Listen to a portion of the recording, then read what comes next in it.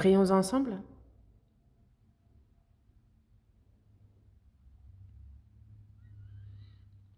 Dieu notre Père, toi qui nous aimes, toi qui es saint et miséricordieux, toi qui es dans les cieux. Dieu, nous étions éloignés de toi et agissions dans le péché. C'est ta fureur, ton jugement éternel, la perdition que nous devions recevoir. Mais ton grand amour qui a eu pitié de nous a fait que le jugement et la malédiction que nous devions recevoir est retombé sur Jésus, sur le Seigneur à notre place. Et par le précieux sang qu'il a versé, tu as éternellement lavé tous nos péchés et fait que nous n'avons plus à recevoir ni le jugement ni la malédiction. Merci pour cette grande grâce. Tu nous as fait comprendre et connaître cette grande grâce, ton amour, tu nous as sauvés. Tu nous permets de vivre au milieu de cette espérance éternelle, nous t'en remercions. À cette heure, nous qui avons reçu la rédemption par le précieux sang du Seigneur versé pour nous, sommes rassemblés devant toi, Seigneur, pour louer ta grande grâce, ton amour, pour apprendre ta parole et nous te remercions pour la communion. À cette heure encore, nous croyons, Seigneur, en ce que tu es avec nous et tes regards sur chacun d'entre nous, que ta main miséricordieuse soutienne toujours plus chacun d'entre nous. Si parmi nous, il y en a qui n'ont pas encore avec certitude compris ta grâce, que accorde-leur la foi, accorde-leur d'être sauvés, et à ceux qui sont faibles dans la chair, dans leur corps, à ceux qui sont malades, accorde-leur la grâce qui leur convient, et que le reste de notre vie soit vécu pour ta gloire, pour ta volonté, que nous ne manquions de rien pour cela. Ce monde, chaque jour, se corrompt, chaque jour est chaotique de plus en plus. Et nous savons ce qu'un jour peut enfanter, c'est un monde terrifiant. Mais que ce monde chaotique, rempli de péchés, nous savons que sans toi, sans ton aide, Dieu, nous ne pouvons que tomber dans les pièges des méchants. Dieu, que ta puissance, que ton esprit nous soutienne, que nous puissions vivre sans être honteux en tant que tes enfants, nous te demandons ton aide. Ton Église dans toute la Corée, dans de nombreux pays, dans le monde entier, à tous ces frères et sœurs qui prêchent ton évangile malgré les difficultés. Dieu, accorde-leur une grâce toujours plus grande, que ta main puissante soit avec eux. Et qu'en cette fin des temps, ton œuvre sainte puisse toujours plus s'accomplir. Nous avons besoin de ton aide. En ton temps, tu nous donnes la parole dont nous avons besoin. Tu nous enseignes la voie à suivre. Seigneur, à cette heure encore, manifeste ta volonté sainte, Père. Aide-nous à la comprendre. Nous avons prié au nom de notre Seigneur Jésus-Christ. Amen. Cherchons dans la Bible, première épître de Jean. Première épître de Jean, chapitre 4. Première épître de Jean, chapitre 4, du verset 10 au verset 12.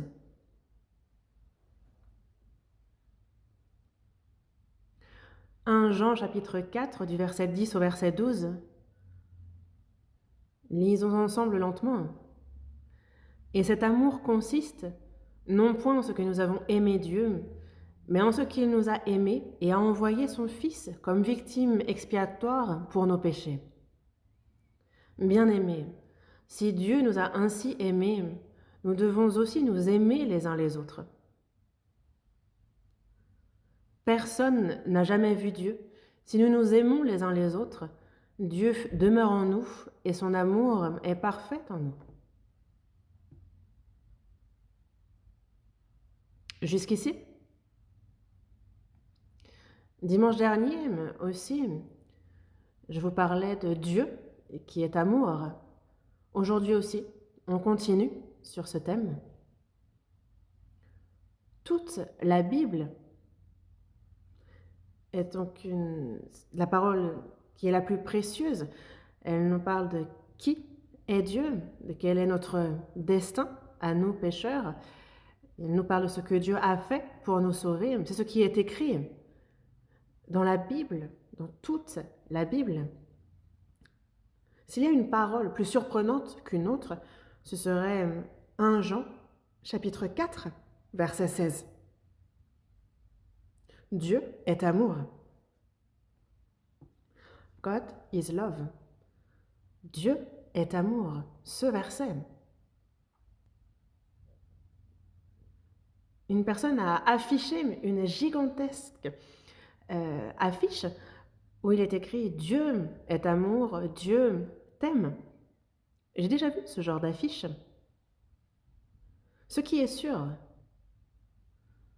c'est que toute personne devant Dieu est pécheur, éloigné de Dieu, et que ses mauvaises actions le rendent inimitié contre Dieu. Et aussi, Dieu, lui, a de la miséricorde pour tout homme. Ça, c'est un fait. Dans Matthieu chapitre 18, verset 14, « De même, ce n'est pas la volonté de votre Père qui est dans les cieux qu'il se perde un seul de ses petits. » Un seul de ses petits, quel que soit le pécheur.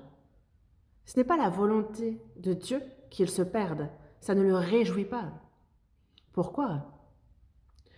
Parce que tout homme a été fait à l'image de Dieu. Voilà pourquoi.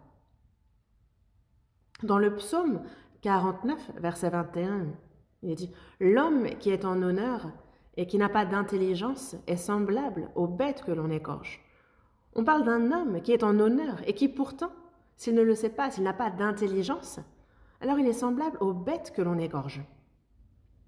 Les bêtes n'ont pas été faites pour Dieu.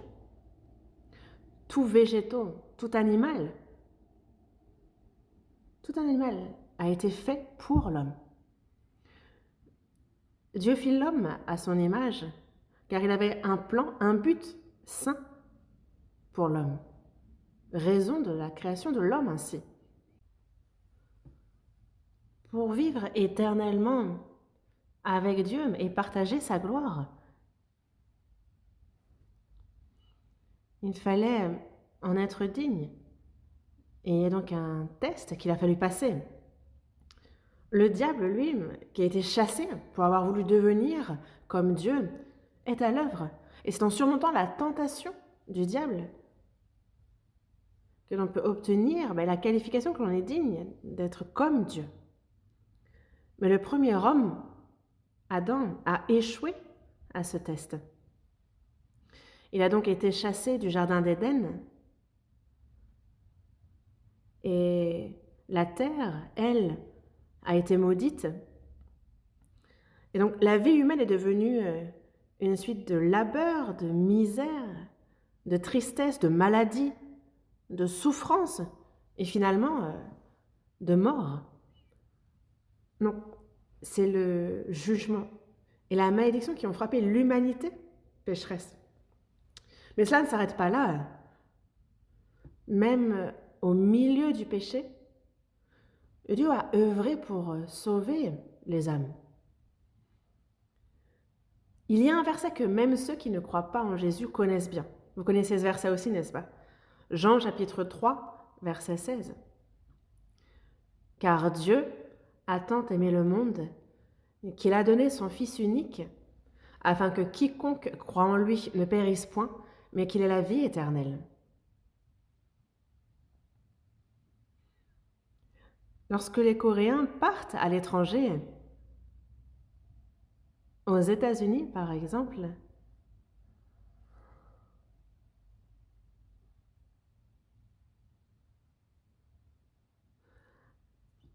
en fait c'était autrefois, quand on arrivait aux États-Unis, en fait, il était demandé de préciser si on était chrétien. Et si on répondait oui, on demandait le verset préféré à la personne. Et apparemment, si on répondait Jean chapitre 3, verset 16, ça passait, on était admis. Donc c'est le verset le plus apprécié. Et pourtant,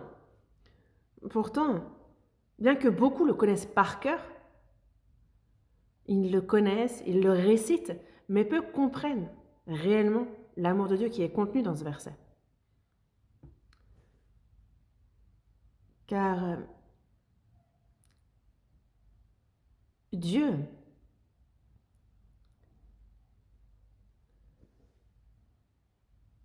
a tant aimé le monde. Le monde, ce sont les gens, ceux qu'il a créés à son image.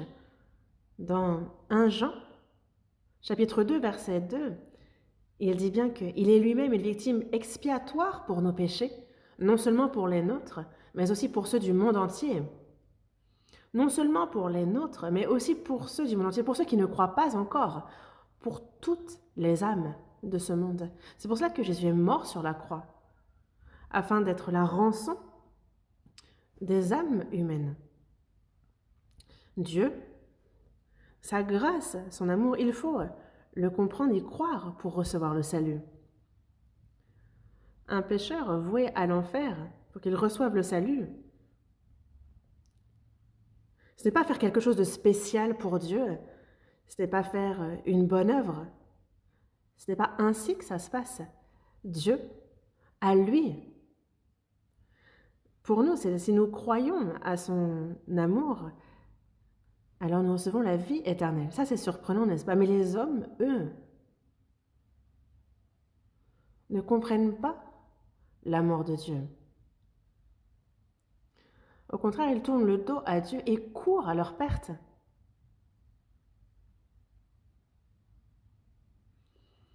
Dans la seconde épître de Pierre, chapitre 2, verset 12, il dit « Mais eux, semblables à des brutes qui s'abandonnent à leur penchant naturel et qui sont nées pour être prises et détruites. » Les bêtes, les brutes, sont là pour les hommes. Elles sont attrapées, prises et détruites.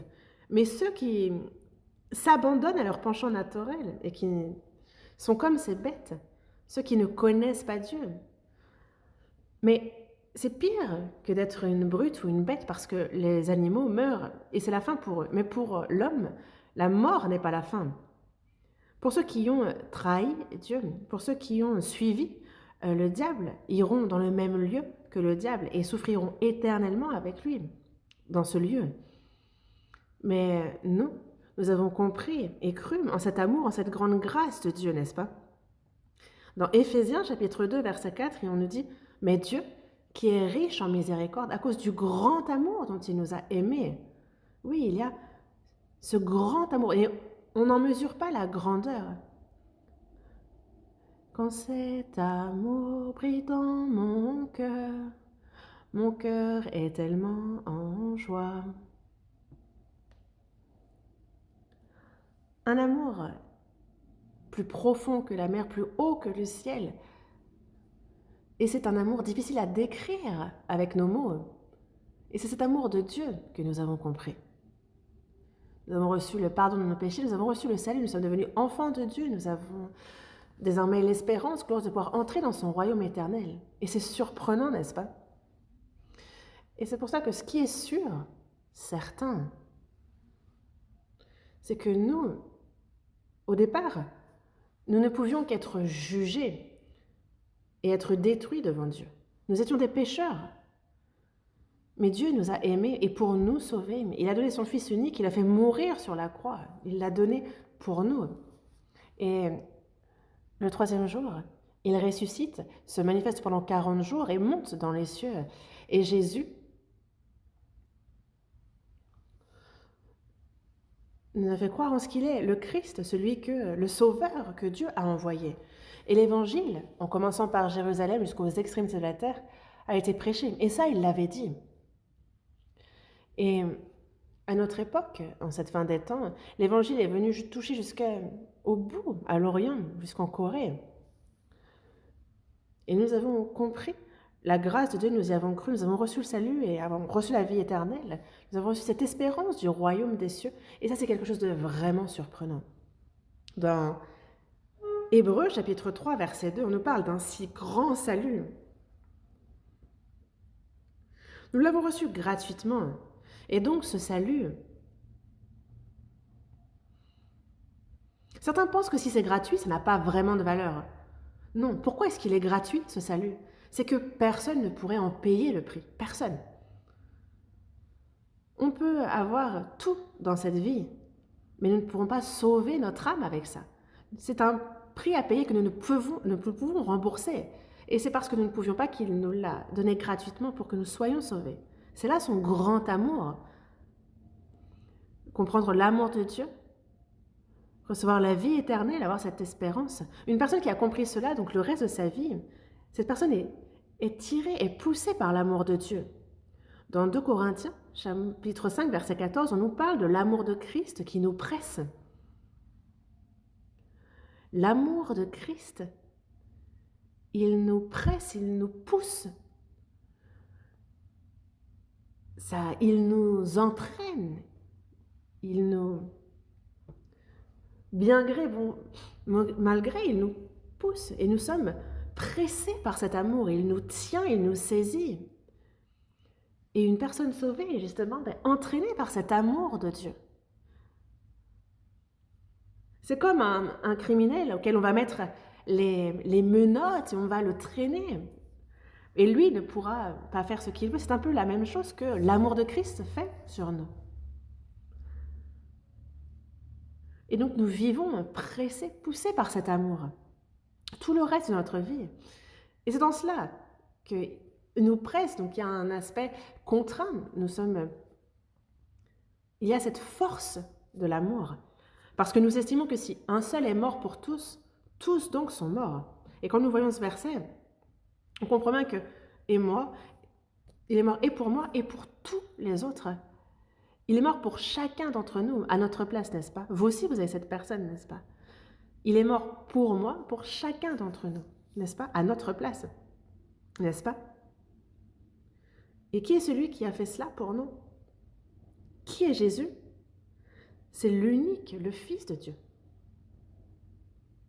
Dieu n'est pas un homme comme nous. Dans Philippiens, chapitre 2, verset 6, il est dit que Jésus, donc lui qui existe en forme de Dieu, il est le Créateur. On le voit dans la Genèse, chapitre 1, verset 26. Faisons l'homme à notre image, selon notre ressemblance. Pourquoi notre? C'est parce qu'il y a la Trinité, le Père, le Fils et le Saint-Esprit. C'est un concept incompréhensible, nous, avec notre connaissance, notre intellect. Il n'y a qu'un seul Dieu, il n'est qu'un, mais il y a la Trinité, le Père, le Fils et le Saint-Esprit. Jésus, le Fils, et il y a donc Dieu qui, lorsqu'il crée les cieux et la terre, Jésus était avec lui. On le lit dans les Proverbes. Lorsque Dieu créa les cieux, la terre, Jésus était avec lui, il était créateur avec lui. Et on a donc Jésus qui est le Créateur. Ce n'est pas un homme, ce n'est pas un humain, il est égal à Dieu. Mais pour le salut des hommes, il n'a pas regardé comme une proie arrachée d'être égal avec Dieu, il a laissé ça derrière. Il est venu en homme sur terre, mais c'est Dieu fait homme sur terre. Et comme tout humain, il est sorti de la femme. Il est né dans une crèche à Bethléem et durant 30 ans, il a vécu en tant que fils d'un misérable charpentier. Il est devenu comme les hommes.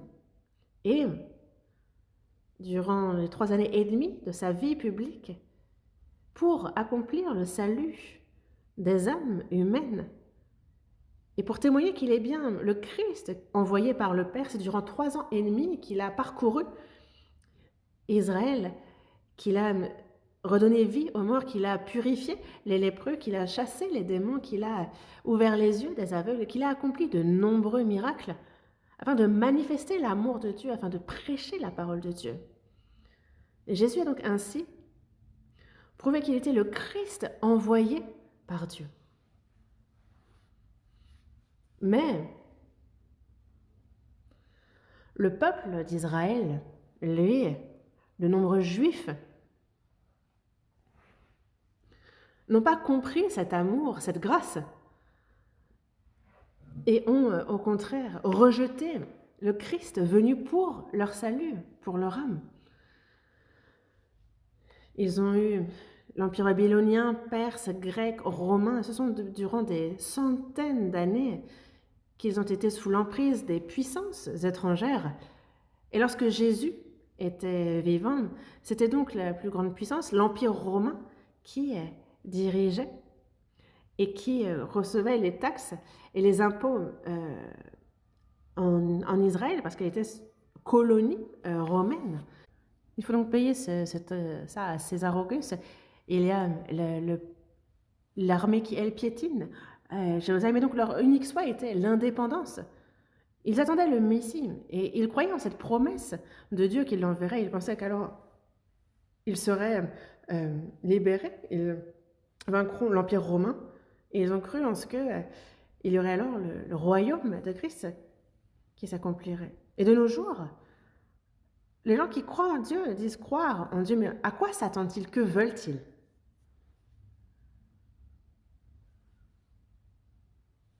Ils veulent les bénédictions charnelles. La santé de la famille, que tout se passe bien pour leurs enfants, que le mari gagne bien sa vie, que la famille, qu'il soit béni. Et c'est ce que la religion fait croire, c'est ce qu'elle donne, c'est ce qu'elle enseigne. Et pour eux, c'est ça les bénédictions. Mais les gens tombent dans le panneau. Ils vont à l'église, mais il y a trop de personnes dont l'âme n'est pas sauvée. Dans Jean chapitre 3, verset 3, Jésus dit bien que si un homme ne naît de nouveau, alors il ne peut voir le royaume de Dieu. Non seulement il n'y entre pas, mais il ne peut pas le voir non plus. Sans le voir, comment pourrait-il y entrer? Et dans Jean chapitre 3, verset 5, si un homme naît d'eau et d'esprit, il ne peut entrer dans le royaume de Dieu. La seule condition pour entrer dans le royaume de Dieu, c'est de naître de nouveau. Naître de nouveau, en anglais, born again. La chair est née une fois, mais il faut naître de nouveau. Notre chair est née de nos parents, mais naître de nouveau, c'est naître en esprit, naître de Dieu. Et il faut que Dieu nous enfante pour que nous soyons ses enfants. Il faut que nous soyons enfants de Dieu pour entrer dans son royaume. Sans cela, on ne peut. Mais certains l'ignorent et ils sont comme enfermés. Rien que moi, à l'époque où j'ai été sauvée, quand je disais être sauvé, les hommes étaient complètement surpris. Oh, comment peux-tu dire être sauvé? C'est très arrogant, il faut attendre de mourir pour savoir. Comment tu sais que tu es sauvé? Et quand on disait qu'on était régénéré, ce qui revient pourtant même, être régénéré, né de nouveau, c'est la chose, ils étaient encore plus surpris, disant, mais comment tu peux être né de nouveau? Mais ça fait bien longtemps, il y avait Billy Graham, un pasteur, qui avait fait donc un séminaire biblique. Et c'est certainement dans l'histoire la première fois qu'on a vu plus d'1 million de personnes réunies pour un séminaire biblique. Il était donc à Yaoido, en fait, il y a une grande place là-bas. Donc, et Billy Graham a dit, avec force, à ce moment-là, il prêchait, « Êtes-vous né de nouveau? Born again. Est-ce que vous êtes né de nouveau? » Et donc les religieux, les diacres, les anciens, les pasteurs, sachez que vous ne pouvez voir le royaume de Dieu si vous ne naissez de nouveau. Il a prêché avec force. Mais après cela, qu'ont dit les chrétiens, soi-disant? Ils ont dit oui, tous ont dit être sauvés. Et quand on leur demande quand, ils répondent depuis toujours. Depuis que je vais à l'église, j'ai cru depuis que je suis à l'église, et depuis que je suis à l'église, j'ai cru, et en fait, on se dit, mais c'est flou, enfin. Et donc, en fait, les gens, c'est flou, donc ils passent vaguement là-dessus. Mais non, en fait, pour comprendre pourquoi Jésus est mort sur la croix, il faut d'abord réaliser qu'on est un pécheur misérable, destiné à la perdition. Parce qu'après, on reçoit le salut, et c'est après. le changement. Dans 2 Corinthiens, chapitre 5, verset 17, il dit que si quelqu'un est en Christ, c'est une nouvelle créature. Quand nous recevons le salut, on passe d'Adam à Christ. Nous sommes donc une nouvelle créature, une nouvelle personne. Les choses anciennes sont passées, voici toutes choses sont devenues nouvelles. Un pécheur devient juste, quelqu'un voué à la perdition devient enfant de Dieu et a reçu la vie éternelle. Voici toutes choses sont devenues nouvelles, nous sommes une nouvelle personne et il nous faut avoir connu cela, c'est une expérience propre à chacun.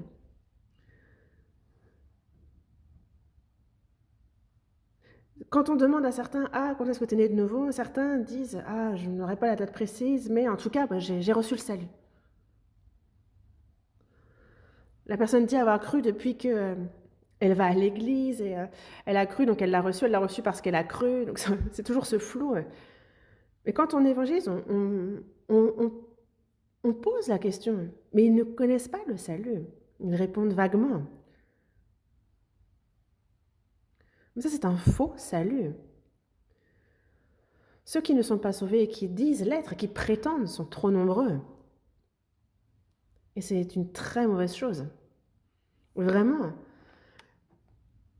La grande grâce, le grand amour de Dieu, quand on y a cru, qu'on l'a connu, qu'on reçoit le salut, qu'on devient enfant de Dieu.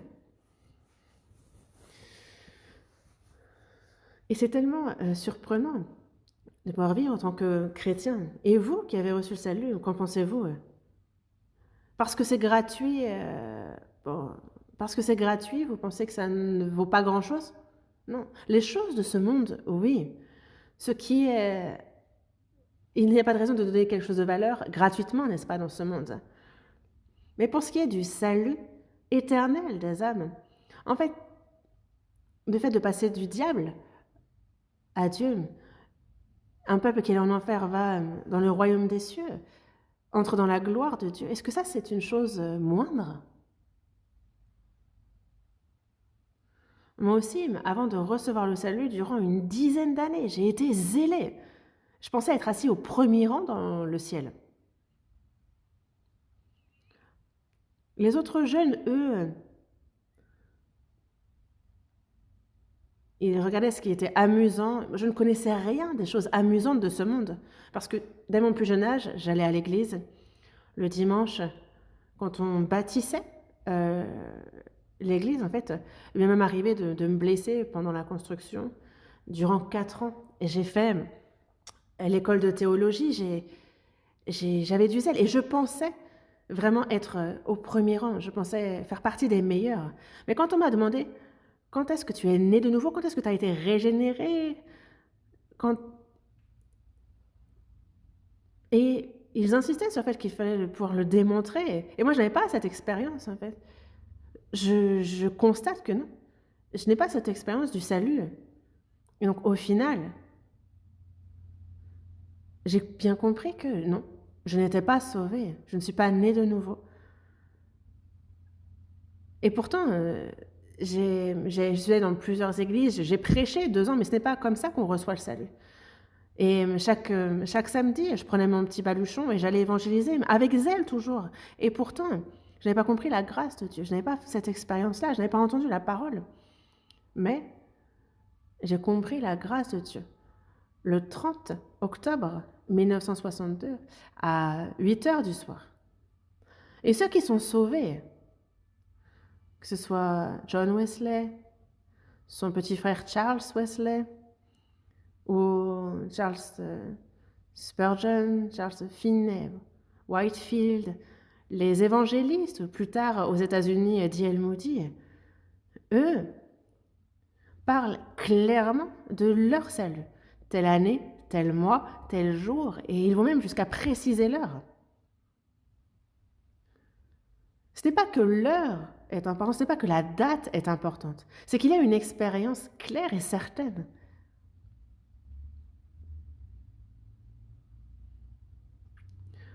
On peut oublier toutes les autres choses. Entre-temps, il s'est passé des choses. Enfin, ça fait 63 ans qui ont passé depuis. Il s'est passé beaucoup de choses. Et je ne me souviens pas de tout, à part si je prends le temps d'y réfléchir. Mais après mon salut, Quand j'ai mangé, où est-ce que j'ai dormi? Ce que j'ai mangé? Honnêtement, je ne m'en souviens pas, vraiment. J'ai eu souvent faim, j'ai beaucoup pleuré, j'ai beaucoup souffert, mais je ne me souviens pas de tout ça. Mais par contre, quand j'ai reçu le salut, mais c'est comme si c'était hier. C'était c'est comme si c'était hier. C'est tellement clair.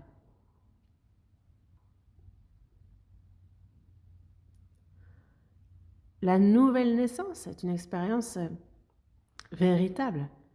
Avoir reçu le salut, c'est avoir compris la grâce de Dieu, avoir compris son amour. Dans Jean, chapitre 5, verset 24, il est dit que qui écoute ma parole et qui croit à celui qui m'a envoyé à la vie éternelle ne vient point en jugement, mais il est passé de la mort à la vie. Celui qui était voué à la mort passe à la vie. Comment pourrait-on oublier ça? C'est ce qu'il y a de plus surprenant. Et à partir de ce moment-là, nous sommes une nouvelle créature. Nous recommençons.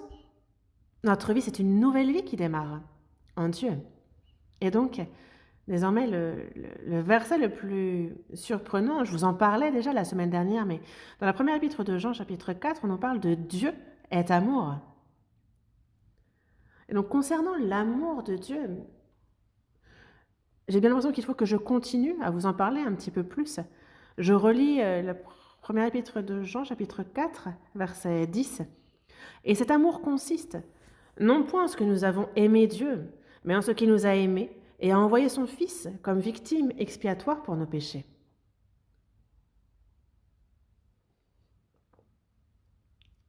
Et cet amour consiste.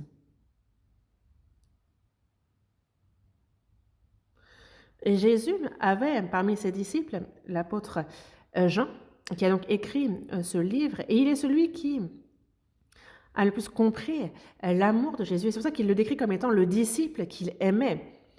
Les autres disciples, lorsque Jésus fut livré et qu'il a été capturé, les autres disciples se sont dispersés. Mais Jean est allé jusqu'au pied de la croix avec la mère de Jésus, Marie. C'est ensemble qu'ils y sont allés. Et c'est pour cela que, juste avant de mourir sur la croix, Jésus s'adresse à Jean et lui dit « Voilà ta mère ». Et il regarde Marie et lui dit « Voici ton fils ». Jean et Marie étaient au pied de la croix. Et c'est donc une nouvelle relation qu'ils entament, mère-fils. Et c'est pour cela que l'apôtre Jean, il est dit qu'il il s'est longtemps occupé de Marie, la mère de Jésus. Il a aussi été pasteur à Éphèse. Il est celui qui a le plus compris cet amour, qui en a le plus reçu. Et c'est pour ça qu'il écrit l'Évangile selon Jean. Il a écrit la première, la seconde et la troisième épître de Jean, et également Apocalypse. Et la première épître de Jean est le livre qui parle le mieux de l'amour de Dieu, l'amour du Seigneur. Et dans la première épître de Jean, tout parle de l'amour de Dieu. Tous les autres disciples ont été faits martyrs, mais l'apôtre Jean, lui, à la toute fin, a été exilé sur l'île de Patmos.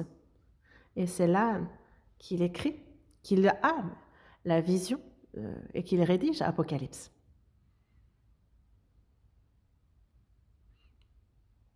Il a vécu longtemps. Et c'est dans sa vieillesse que l'apôtre Jean, parce qu'il ne pouvait plus être actif, parce qu'il était affaibli physiquement et qu'il n'était plus jeune, et donc il disait « Aimez-vous les uns les autres ». Et lorsqu'il parlait, il parlait tellement d'amour, et c'est pour ça qu'ici aussi encore, il dit que « Et cet amour consiste non point en ce que nous avons aimé Dieu, mais en ce qu'il nous a aimés et a envoyé son Fils comme victime expiatoire pour nos péchés. » Pour nos péchés. Donc c'est un détail qui nous explique ici sur l'amour de Dieu, sur cet amour.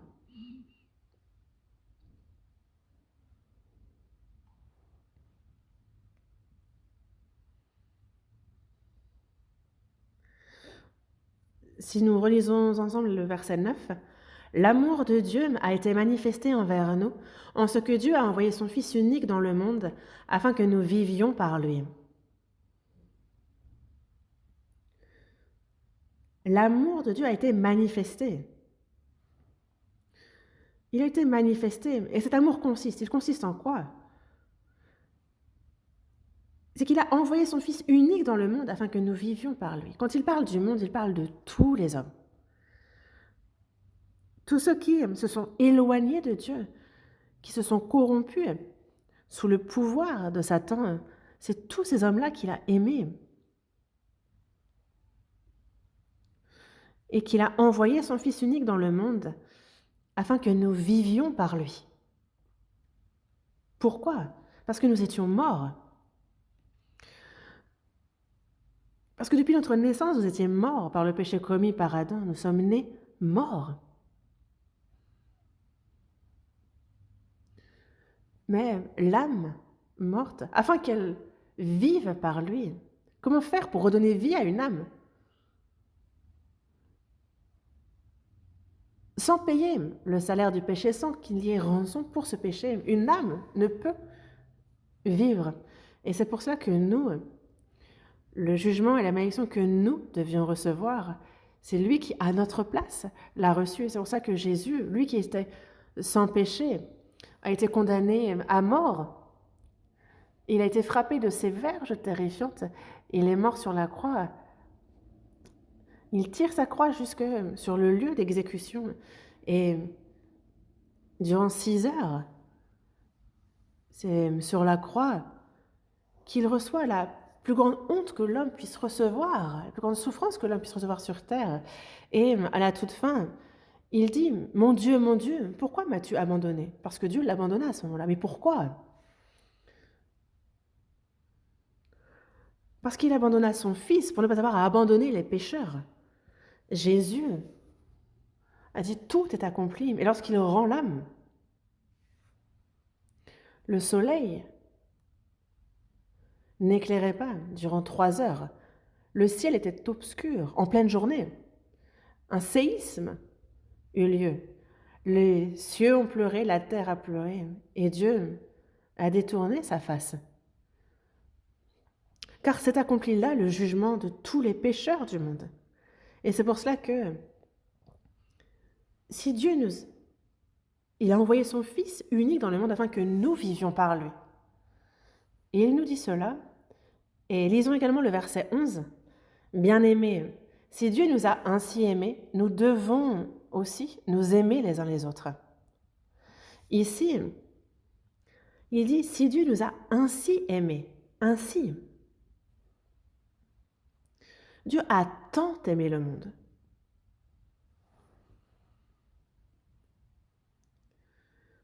Il y a un professeur de lycée, lorsque l'élève a fait ce qu'il ne fallait pas, apparemment il l'a frappé et il demande à quel point est-ce que ça fait mal.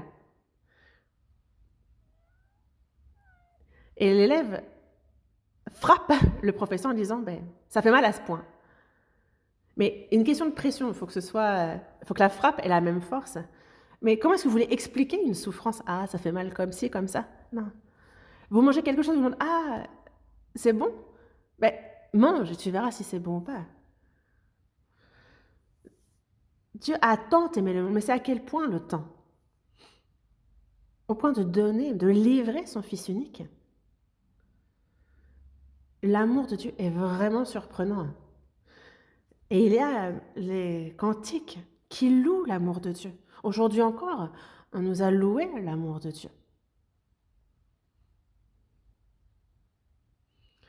L'immense amour de Dieu, au-delà, plus haut que ces étoiles. Mais il est descendu sur cette terre si basse pour sauver les âmes pécheresses. Il a envoyé son Fils comme sacrifice de réconciliation et a pardonné nos péchés.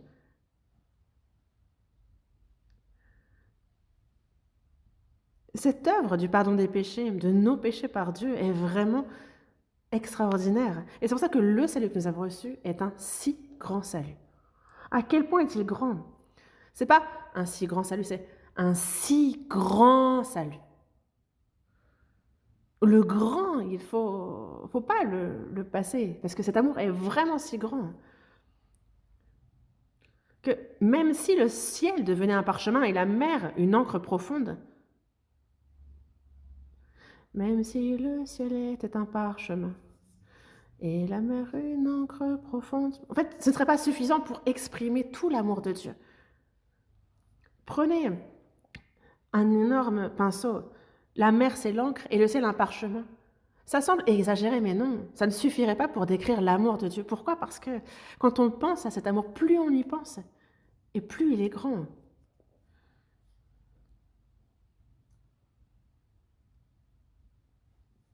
Si Dieu nous a aimés ainsi, nous devons aussi nous aimer les uns les autres.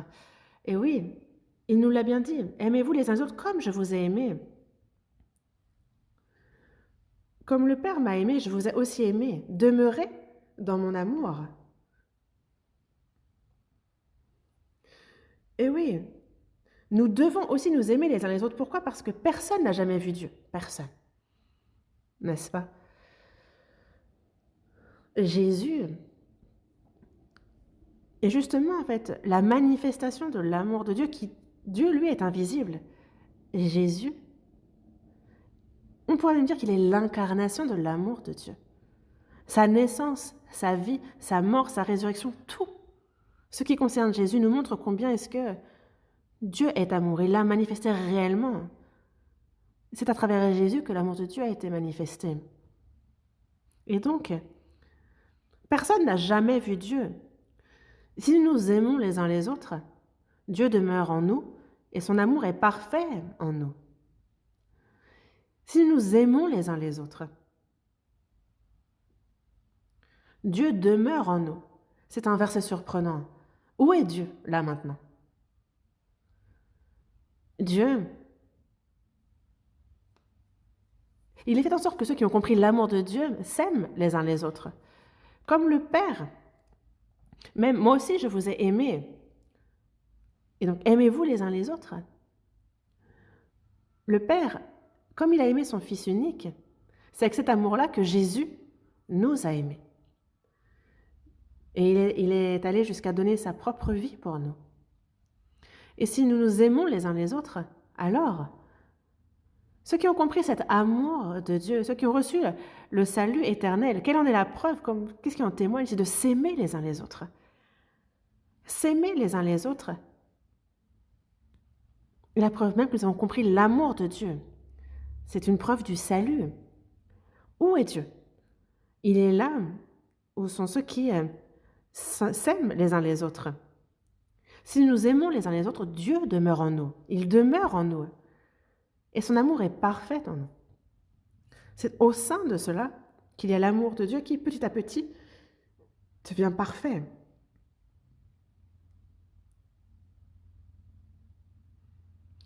Et la largeur, la longueur, la profondeur et la hauteur de cet amour, comme dans Éphésiens chapitre 3, en fait, petit à petit, on apprend à le connaître davantage et après, nous arrivons à la stature parfaite de Christ.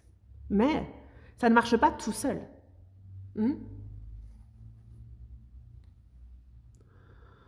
Ceux qui ont compris l'amour de Dieu vivent dans cet amour et petit à petit, ils mûrissent dans cet amour. Et les gens le chantent dans ce monde. Il y a ce genre de chanson. Depuis que je te connais, je connais l'amour. Depuis que je connais l'amour, j'ai connu le bonheur. Je ne sais pas trop si c'est vraiment le cas, mais seul, ce n'est pas en lisant un livre intitulé Amour, on aura beau le lire encore et encore du début jusqu'à la fin, on ne saura pas ce qu'est l'amour, il faut aimer pour savoir ce que c'est. Et nous, cet amour de Dieu, c'est lorsque nous avons reçu le salut que nous l'avons compris. Mais l'amour de Dieu, sa hauteur, sa largeur, sa longueur, sa profondeur, cet amour immense, apprendre à le connaître petit à petit, ça, c'est qu'en nous se forme petit à petit le caractère de Christ. Et c'est pour cela que l'amour de Dieu demeure en nous et son amour est parfait en nous, petit à petit. Dans Galates, chapitre 4, verset 19, il est dit que mes enfants, pour qui j'éprouve de nouveau les douleurs de l'enfantement, jusqu'à ce que Christ soit formé en vous. De nouveau, parce qu'il y a ces douleurs de l'enfantement lorsque l'on prêche afin que cette personne soit sauvée.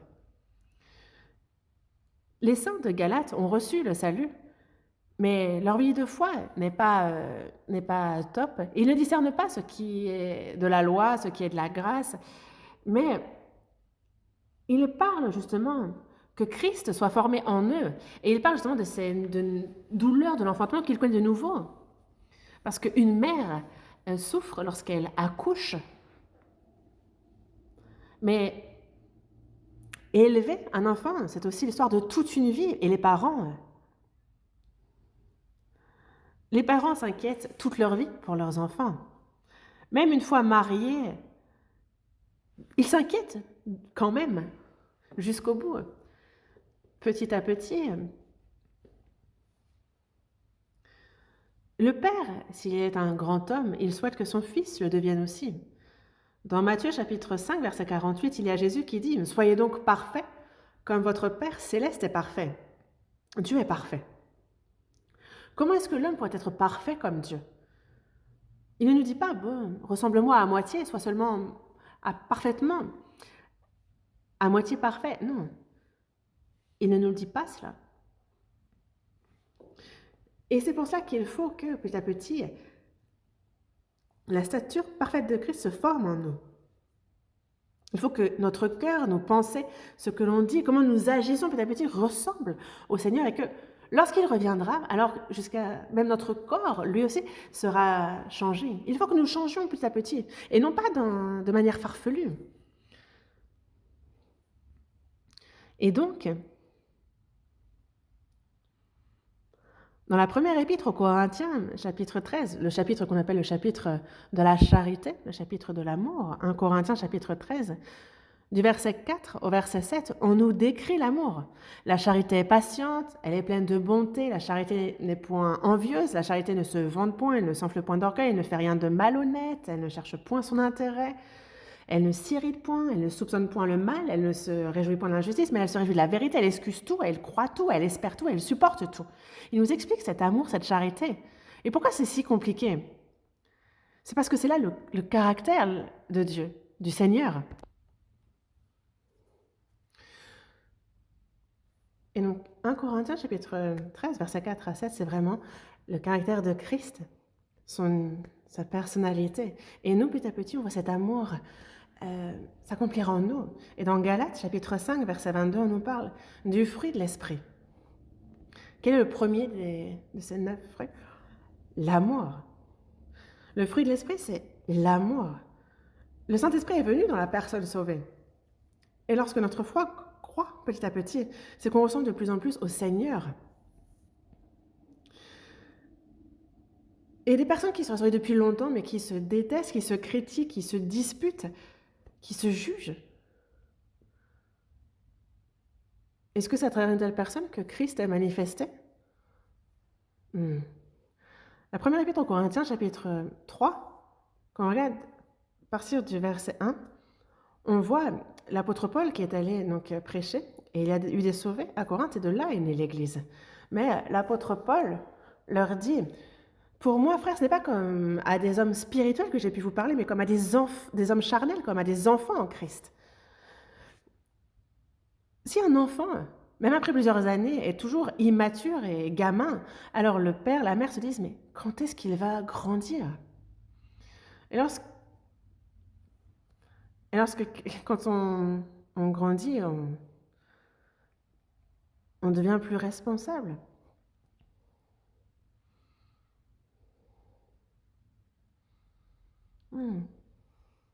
Et donc, la personnalité de Christ, lorsqu'elle se développe, alors justement, on excuse tout, on croit tout, on espère tout, on supporte tout. C'est là vraiment la personnalité de Christ. Et la personnalité de Christ, petit, grandit en nous. Alors, il n'y a plus personne que nous haïssons. On a de la miséricorde pour tout homme. Et on peut aimer comme le Seigneur. Et notre cœur ressemble davantage au Seigneur. Et vous, par exemple, les moines bouddhistes sont devant le Bouddha tous les jours. À qui ressemble-t-il? Déjà, ils se rasent complètement la tête, et quand ça repousse, ils re-rasent. Et quand il y a la chair qui revient, ils re-rasent, ils ressemblent toujours plus au Bouddha. Et ils deviennent beaux. Et j'ai bien l'impression, oui, qu'à force de le regarder ou de l'imiter, il lui ressemble. Mais un chrétien doit ressembler à qui? Les moines à Bouddha. Mais ceux qui croient en Jésus doivent ressembler au Père, à Jésus-Christ, n'est-ce pas? Thomas à Kempis a écrit un livre qui s'intitule L'exemple de Christ. L'apôtre Paul, lui, dans 1 Corinthiens chapitre 11, verset 1, il dit bien « Soyez mes imitateurs comme je le suis moi-même de Christ ». L'apôtre Paul a vraiment imité le Seigneur. Après que l'apôtre Paul ait reçu le salut, il a passé toute sa vie à prêcher l'Évangile. Il a écrit 14 livres du Nouveau Testament. Il prêche à Rome et il va se faire décapiter. Mais a-t-il fait autre chose jusque-là? Non. Dans Galates, chapitre 6, verset 17, il dit que personne désormais ne me fasse de la peine, car je porte sur mon corps les marques de Jésus. Celui qui m'a vu a vu le Père. Et la vie de Jésus s'est manifestée à travers Paul. Dans la chair de Paul, Christ a continuellement été manifesté. Et c'est pour cela qu'il nous dit « Soyez mes imitateurs comme je le suis moi-même de Christ ». Qui pourrait dire une telle chose? Soyez mes imitateurs. Et nous aussi, petit à petit, il nous faut être imitateurs du Seigneur. Nos paroles, nos pensées, nos actions, nos valeurs, notre but dans la vie, toutes choses, petit à petit, doivent ressembler au Seigneur. Il nous faut ressembler au Seigneur. Voyons dans la première épître de Pierre, chapitre 1.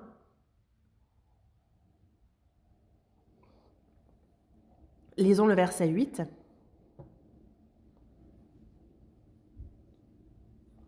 Lisons ensemble. Lui que vous aimez sans l'avoir vu, en qui vous croyez sans le voir encore, vous réjouissant d'une joie ineffable et glorieuse.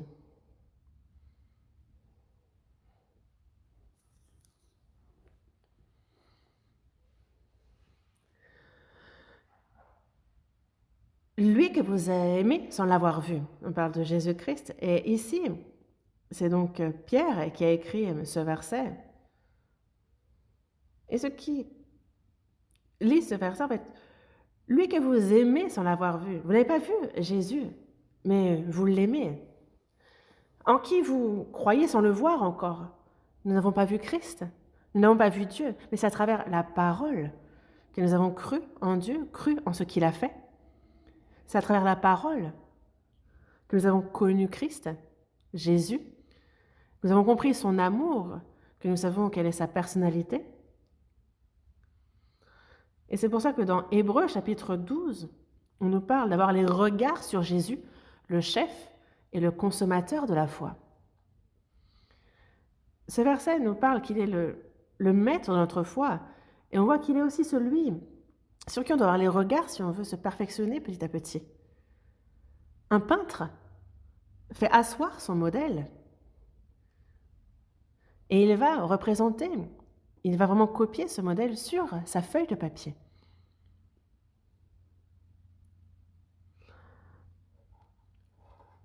Une grand-mère a fait mon portrait et c'était vraiment ressemblant. Lorsque j'étais à Moscou, il y a une personne qui dessine et on s'assoit en face d'elle et elle me dit « Pasteur, faites le test ». Et donc je lui ai dit « Dessinez-moi ». Elle m'a vraiment représenté, mais elle avait mis un petit thème et c'était vraiment en fait très ressemblant. Elle a vraiment très bien dessiné. En fait, les peintres assoient le modèle en face d'eux et ils le dessinent. Les cheveux, les yeux, le nez, la bouche, tout. En fait, ils vraiment, ils transcrivent sur, le papier à dessin la personne. Mais c'est pareil pour, il faut aussi que Jésus soit dans mon cœur, dans ma pensée, dans ma vie. En fait, j'ai les regards fixés sur Jésus et je lui ressemble, en fait, je le copie. Il y a ce qu'on appelle, l'enseignement, fœtal. Lorsque les mères, avant même que l'enfant ne soit né, afin que cet enfant soit quelqu'un d'extraordinaire, elle va montrer des photos d'une personne qu'elle respecte, de grands hommes à cet enfant. Est-ce que ça fait que l'enfant va ressembler à cette personne? Vraiment? Certainement pas, non. Mais nous, on fixe notre regard sur Jésus, on le regarde constamment. On regarde Jésus, on réfléchit à Jésus. On fait l'effort de lui ressembler et petit à petit, alors, il nous faut lui ressembler. J'ai reçu le salut, mais si je ne fais pas attention, il ne faudra pas que l'on imite le diable. Les gens de ce monde, quand on regarde à quoi ils pensent, comment ils parlent, comment ils agissent, il y a ceux qui vraiment sont comme le diable. Et des fois, il y a même le visage qui change.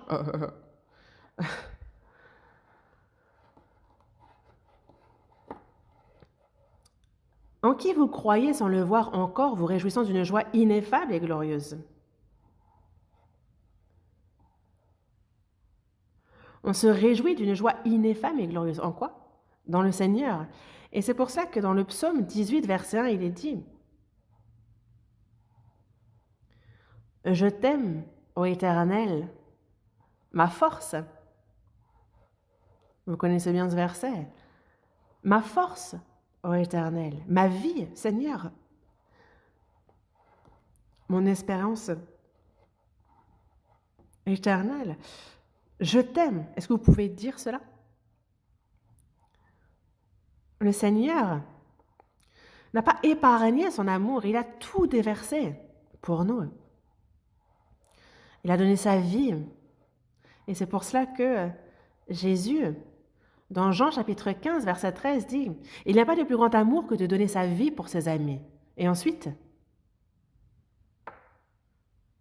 il faut réciter là. « Il n'y a pas de plus grand amour que de donner sa vie pour ses amis. » Et ensuite, « Vous êtes mes amis si vous faites ce que je vous commande. » Le Seigneur, c'est pour des pécheurs comme nous, pour nous sauver, pour que nous soyons ses amis, qu'il mourut. C'est pour cela. Et c'est pour ça que l'amour du Seigneur, nous l'avons compris. Et c'est pour ça que cet amour, il faut que petit à petit, il grandisse en nous, il faut qu'il soit parfait en nous. Même au sein d'un couple, au départ, lorsqu'un couple se rencontre, c'est un amour émotionnel, un amour physique, et ensuite un amour inévitable. On ne peut pas faire autrement. Et après, on traverse le meilleur et le pire. Il y a de l'amour et de la haine en même temps. Mais ensuite, c'est vraiment un amour personnel qui se développe. On élève les enfants, on les laisse partir, les cheveux blanchissent, il y a désormais un grand-père et une grand-mère, ils sont les seuls à rester. C'est difficile de voir cela en Corée, mais quand je vais aux États-Unis ou en Europe, vous allez dans un parc et vous verrez assis sur un banc un grand-père, une grand-mère, tous deux les cheveux blancs, qui se tiennent par la main et qui se regardent mutuellement et qui se parlent avec tendresse. Et ça semble tellement sain. C'est tellement beau. Et vraiment un amour personnel.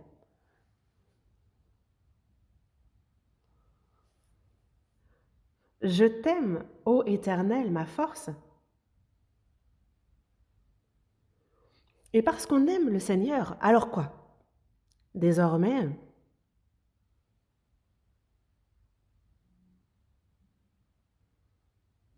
nous gardons sa parole. Parce que nous l'aimons, nous gardons sa parole.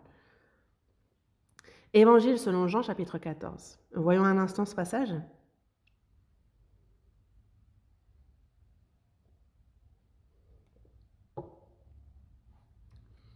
Évangile selon Jean, chapitre 14.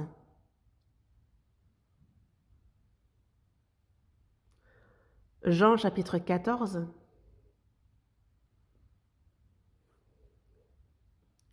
Chapitre 14, verset 21. Lisons ensemble. Celui qui a mes commandements et qui les garde, c'est celui qui m'aime. Et celui qui m'aime sera aimé de mon Père, je l'aimerai et je me ferai connaître à lui.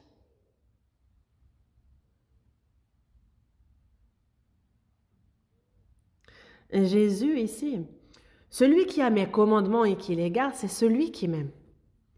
Celui qui aime le Seigneur garde les commandements du Seigneur. Oui.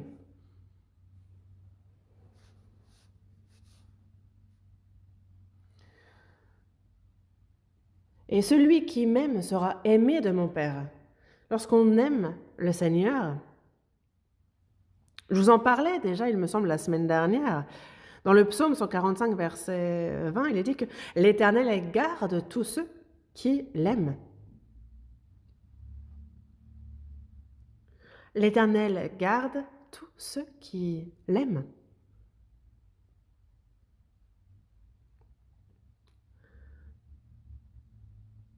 Dieu aime encore plus ceux qui l'aiment.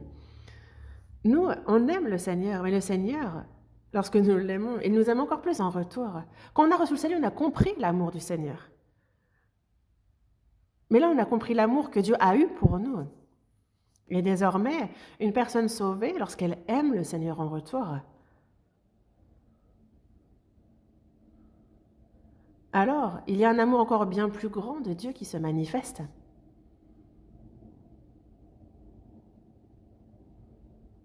Les enfants,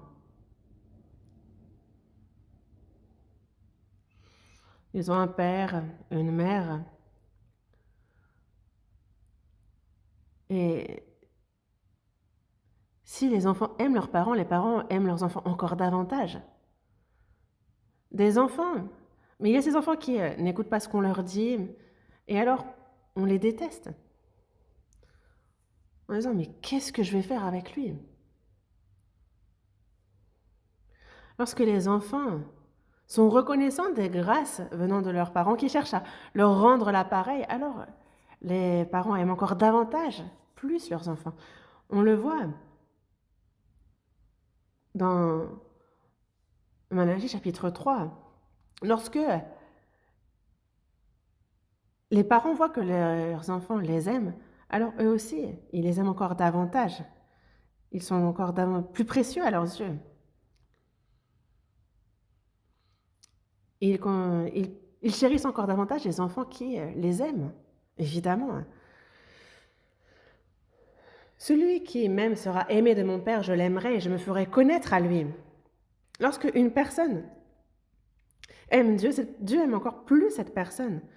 Et il manifeste son amour toujours plus à cette personne. Et alors cette personne connaît le Seigneur encore davantage.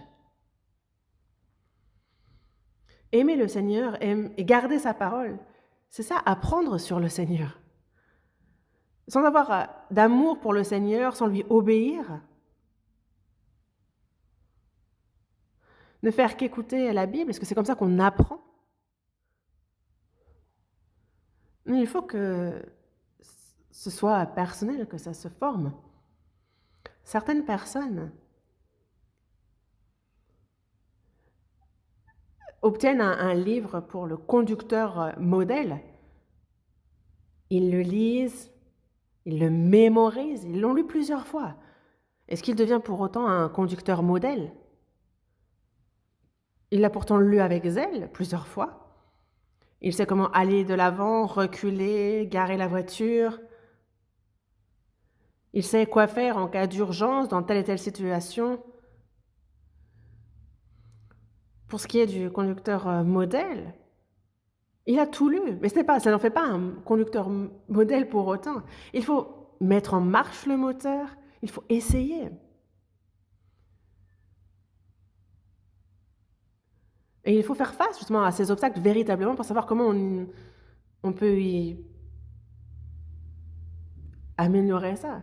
Moi, j'ai conduit depuis les années 75, donc ça fait une cinquantaine d'années que je conduis. Et personnellement, j'aime conduire. Une fois que je suis arrivée j'ai été de Séoul jusqu'à Busan tout seul.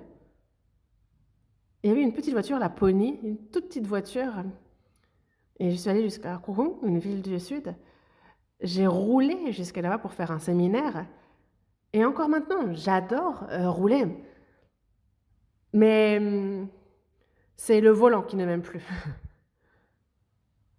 En fait, on ne me donne plus le volant. En fait, je n'ai plus le temps, et même si je dis que je vais conduire, non, on me conduit.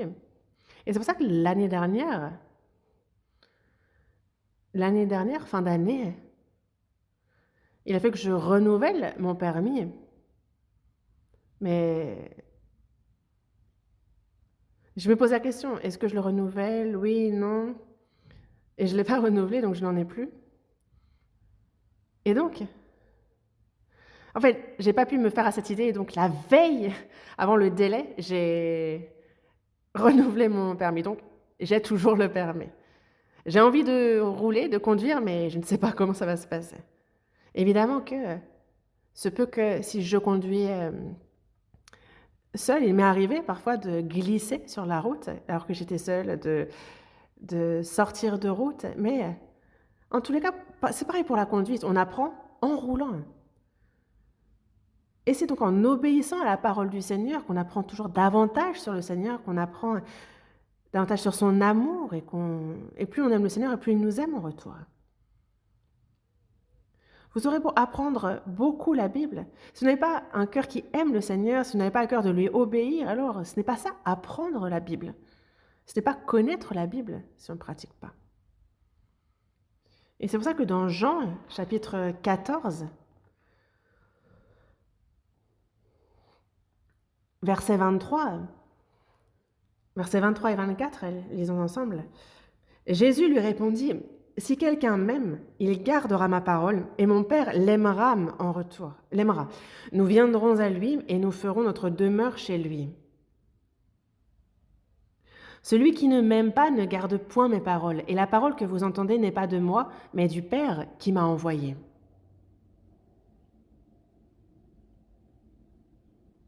Et Jésus lui répondit, « Si quelqu'un m'aime, il gardera ma parole. » Quelle est la preuve que nous aimons le Seigneur? C'est garder sa parole. Le Seigneur ne veut pas que nous, de notre bouche seulement, nous disions « Dieu est ma force, je t'aime, ô Éternel ». Et si la personne n'obéit pas, à quoi ça sert tout cela? Les enfants, lorsque le jour des pères, la fête des pères, la fête des mères arrive, ils chantent. Le ciel est haut, la mer est basse, mais moi, il y a une chose encore bien plus haute, c'est ma mère qui m'a élevée. L'amour de ma maman est plus grand que le ciel, plus profond que la mer. Il parle de la profondeur de l'amour, de la hauteur de l'amour de la maman. Et ils chantent bien. Mais ils arrivent à la maison et ils n'obéissent plus. Ils n'écoutent pas.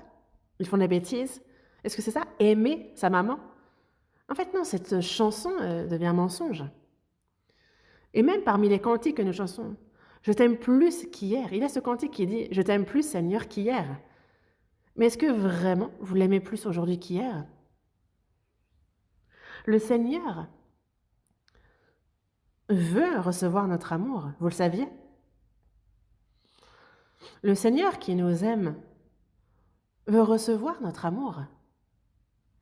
Et c'est pour cela que dans Jean, chapitre 21, verset 15, il dit bien, Jésus, ressuscité, s'adresse à Simon-Pierre et lui demande.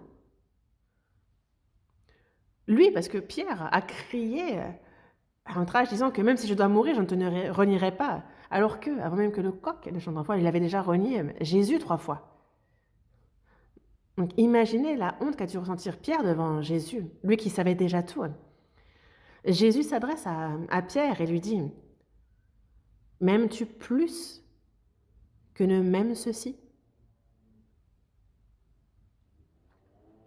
« Oui, Seigneur, tu sais que je t'aime. »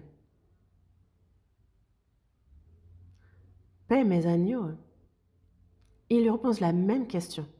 Pierre répond la même chose. Le Seigneur nous demande. Pierre aussi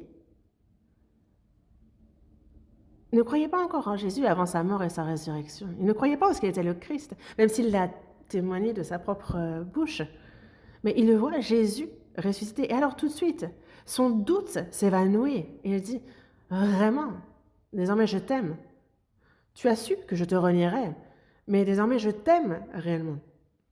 Oui, Seigneur, tu sais que je t'aime. Paie mes agneaux. Le Seigneur nous posera exactement la même question. Qu'allez-vous faire alors? Oui, Seigneur, tu sais que je t'aime. Mais à quel point vous l'aimez? Plus haut que le ciel, plus profondément que la mer, plus que vos enfants, plus que votre propre vie. Et c'est ce qu'il nous faudrait répondre, évidemment. Dans Jean, chapitre 15, verset 13, on voit que lui a donné sa vie pour des pécheurs comme nous, qui n'a pas de plus grand amour que cela. Il est mort à ma place, alors que j'étais pécheur. Il n'a pas de plus grand amour. Il est mort à ma place. Est-ce qu'il y a un amour plus grand que celui-ci? Mais nous, à quel point est-ce que nous aimons le Seigneur? Un peu. Quand j'y pense, je l'aime un peu. Dans Matthieu, chapitre 22, Jésus l'a dit. Quel est le plus grand des commandements? Et Jésus a répondu, de tout ton cœur, de toute ta volonté, de toute ta force, de tout ton être, aime le Seigneur Dieu. À quel point il faut qu'on l'aime de tout notre cœur, de toute notre pensée, de toute notre âme. Pourquoi? Parce que le Seigneur, lui, a donné tout son cœur, toute sa force, toute sa pensée, jusqu'à sa vie pour nous, par amour. Il nous a aimés à ce point. Et lui est là, aime en retour. Un matin, vous avez confié 100 000 euros à quelqu'un, lui disant je te les confie, je reviendrai les chercher ce soir. Le soir, vous revenez voir la personne et lui dites rends-moi mes 100 000 euros. Et il vous en donne seulement 30 000. Et tu dis mais je t'ai confié 100 000. Mais la personne vous dit les 70 000, c'est les frais. Non, en fait, c'est de l'arnaque. Est-ce que vous allez juste dire merci et partir? Non. La personne ne prend plus de la moitié alors qu'on lui a confié quelques instants. Non, ça poserait grandement problème. Le Seigneur nous a donné son amour et il nous demande, m'aimes-tu plus que ton père, ta mère, ton fils, ta fille? Celui qui aime son père, sa mère, plus que moi n'est pas digne de moi, et celui qui aime son fils ou sa fille, plus que moi n'est pas digne de moi. Mais nous, est-ce que c'est trop ce qu'il nous demande, l'aimer en retour? Il nous faut l'aimer de tout notre cœur, de toute notre pensée, de toute notre âme, de tout notre cœur. Et il nous demande ce qu'il nous a donné. Est-ce qu'il nous demande quelque chose que lui ne nous a pas donné? Le Seigneur, lui, c'est de toute sa vie, il a donné sa vie, tout pour nous. Et moi, je l'aime un peu quand j'y pense. Je m'aime moi, j'aime l'argent, j'aime le divertissement. Non, un chrétien ne peut pas vivre comme ça. Ça, ce serait trahir l'amour. Non.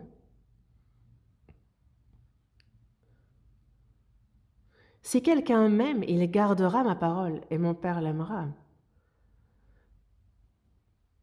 Et lorsque on l'aime, on obéit à sa parole, alors notre Père nous aime encore plus. Et donc, une personne qui obéit et qui l'aime en retour, c'est différent en fait. Le Seigneur l'aime encore davantage. Il y a une ribambelle d'enfants. Il y a les enfants qui sont obéissants, ceux qui sont désobéissants, ceux qui font des bêtises.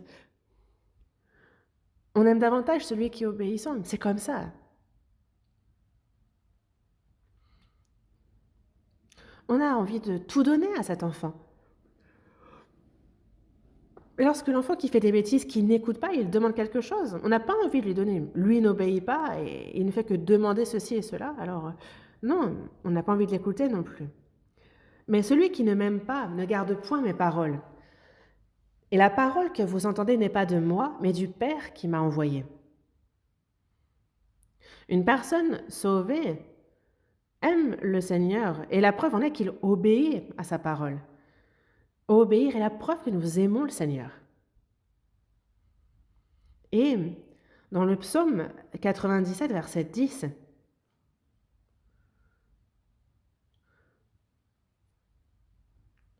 vous qui aimez l'Éternel, haïssez le mal. Haïssez le mal, parce que le mal vient du diable. Lorsqu'on prie,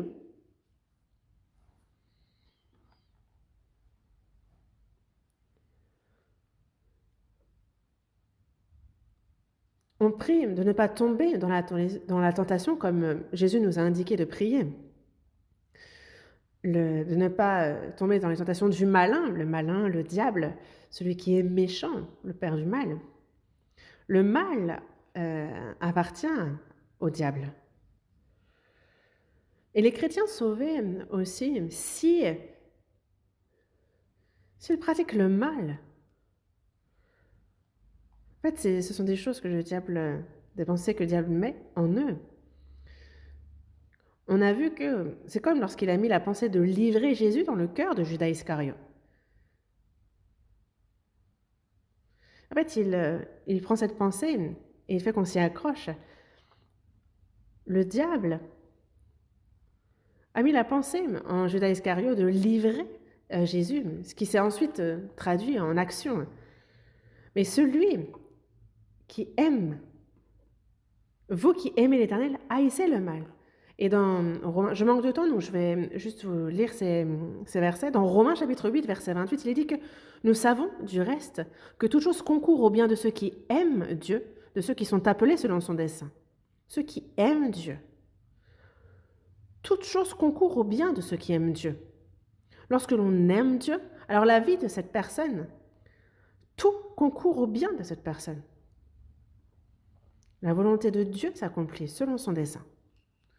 Il y a Joseph, n'est-ce pas?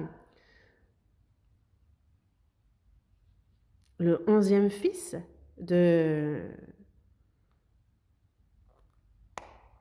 Il était le préféré de son père. Ses frères aînés l'ont détesté, ils ont cherché à le tuer, mais l'ont finalement vendu comme esclave pour 30 pièces, n'est-ce pas? Il fut vendu, et Joseph, qui était sans péché, a simplement été vendu en esclave, en un serviteur, et il a été gouverneur chez Potiphar. Il était beau, il était sérieux, et c'est pour cela que Potiphar, il était un sujet de Potiphar, mais il était haut placé, et il a été gouverneur de tous ses biens, intendant. Mais la femme de Potiphar a vu Joseph, et il est beau, il lui a plu, et elle voit bien que... Et elle lui fait des appels du regard, mais Joseph lui fuit. Et un beau jour, il n'y a personne à la maison. Elle s'attache à Joseph et lui dit, mais juste un instant. Et Joseph dit, toutes les choses dans cette maison m'ont été confiées, sauf toi. Toi, tu es la femme de ton mari. Donc il refusa. Un jour où il n'y avait personne à la maison, elle se saisit de lui, mais lui laissa ses vêtements en arrière et s'enfuit. Il s'est enfui, nu. Le mari, Potiphar, revient le soir à la maison, il voit sa femme et elle lui dit, il y a ce jeune serviteur que tu nous as ramené d'on ne sait où et qui est venu pour s'en prendre à moi, et j'ai crié, et alors il s'est enfui laissant ses vêtements derrière. Il a dit, mais qu'il meure, qu'il meure. Donc la femme l'a poussé à faire mourir Joseph. Et Potiphar a certainement dû douter, mais il n'a eu d'autre choix que de le mettre en prison. Il y avait une prison spéciale pour les sujets. Et donc, c'est de manière injuste qu'il est emprisonné. Mais en prison, il y a justement donc les consons du roi et son panetier, et les deux ont un songe, et qui ont été interprétés par Joseph. Et donc, le panetier lui dit que dans 3 jours, Pharaon enlèvera ta tête de dessus toi. Il te fera pendre à un bois. Mais pour les consents du roi, il lui dit, toi, encore 3 jours, parce qu'il y a 3 sarments qui sont 3 jours, et encore 3 jours, et Pharaon relèvera ta tête et te rétablira dans ta charge. Et l'un a donc été décapité et l'autre a été rétabli. Et comme il en a donné l'explication, ça s'est passé. Et il y a Pharaon qui, lui aussi, cette fois, a un songe et qui ne saurait en donner l'explication. Et c'est un rêve qui torture Pharaon. Et il s'adresse à ses savants, à ses enchanteurs, et nul ne peut lui donner l'explication de ce songe. Et c'est pour cela que, alors revient à l'esprit de l'éconson du roi que, quand j'étais en prison, il y a un jeune qui a très bien expliqué le songe que moi et le panetier avons eu. Et ça s'est passé comme il en a donné l'explication. Il lui dit, appelle-le. Joseph se présente devant le pharaon et lui donne l'explication de son songe. Vous connaissez cette histoire, n'est-ce pas?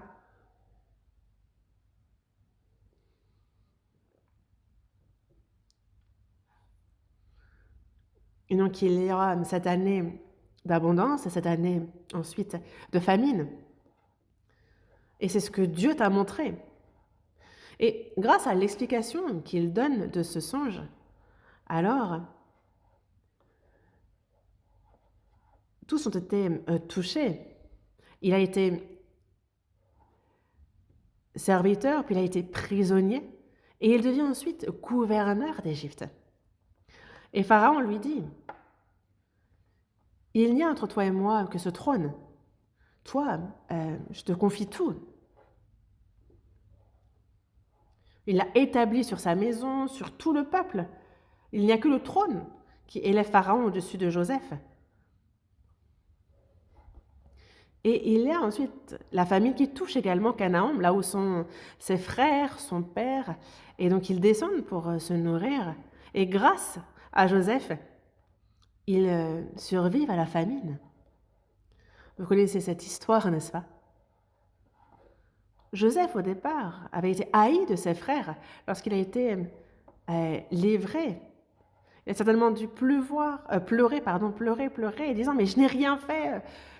Pourquoi je suis vendu? Pourquoi je suis esclave? Je n'ai rien fait. » Et après, il fuit la tentation de la femme de Potiphar et il est emprisonné pour cela. Mais Dieu a sorti Joseph de prison et il l'a fait gouverneur d'Égypte.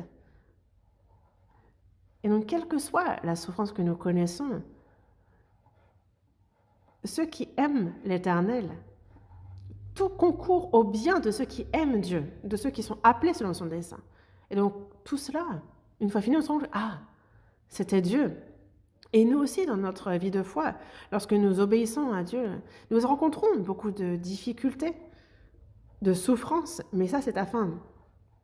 Sachant qu'il y a la volonté de Dieu qui veut nous donner ce qui est bon, toute chose concourt au bien de ceux qui aiment Dieu et de ceux qui sont appelés selon son dessein, qu'il n'y a pas besoin de s'inquiéter. Et aussi,